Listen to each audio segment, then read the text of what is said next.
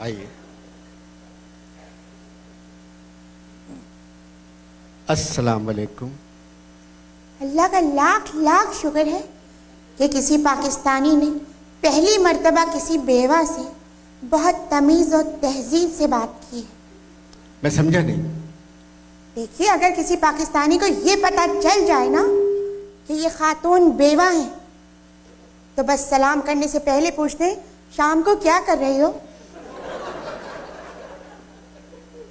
आप कैसी बात कर रही हैं? पाकिस्तान मुसलमानों का मुल्क है। हाँ, तो मुसलमानों को 4 शादियों की इजाजत है ना। ये बेचारे पाकिस्तानी शादी तो एक से करते, बाकी 3 को चक्कर देने में लगे रहते और बेवा का तो पीछा ही नहीं छोड़ते। आप बेवा कब हुई? भाई, बेवा ऑटोमेटिक तो नहीं होते। मेरे मियाँ मर गए, मैं बेवा हो गई। हालांकि इसमें ऑटो का बड़ा दखल था। आपके बेवा होने में ऑटो का दखल? वो कैसे? जी देखिए, मेरे मियाँ ना एक दिन गाड़ी के नीचे लेटे हुए गाड़ी ठीक कर रहे थे। मैं बराबर में खड़ी हुई थी, तो उन्होंने वहीं से कहा, बेगम जरा जैक घुमा के गाड़ी ऊपर कर दो।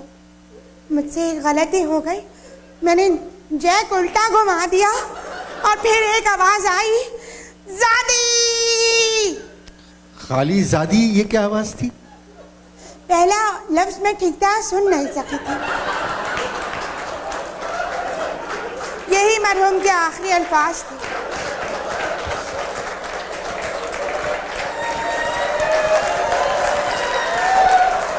क्या करते थे? जो सारे मियाँ करते हैं वही। नहीं नहीं, प्लीज आप मेरा सवाल समझ के जवाब दें।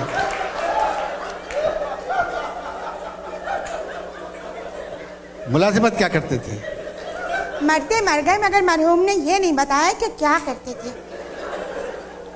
अब आप क्या करती हैं? मैं अपने कमरे का दरवाजा खोल के सोती हूँ।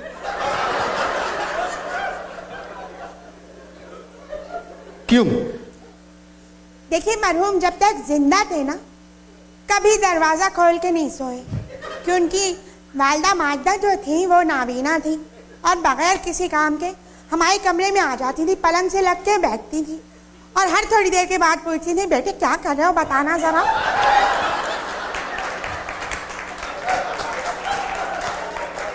ये जाती बातें रहने दे खुदा के वास्ते। आप जी अच्छा। मैं पूछ रहा हूँ, अब आप क्या करती हैं? एक अकेली औरत बेवा पाकिस्तान में क्या कर सकती है? बच्चे हैं? नहीं। जब भी मरहूम से कहा, देखिए हमारे यहाँ ना एक आध बच्चा होना चाहिए, तो हमेशा इकबाल का मिसरा पढ़ देते थे, पैवस्ता रहे शजर से उम्मीद में बहार रख। अब पता नहीं शजर खुद को कहते थे या मुझको कहते थे।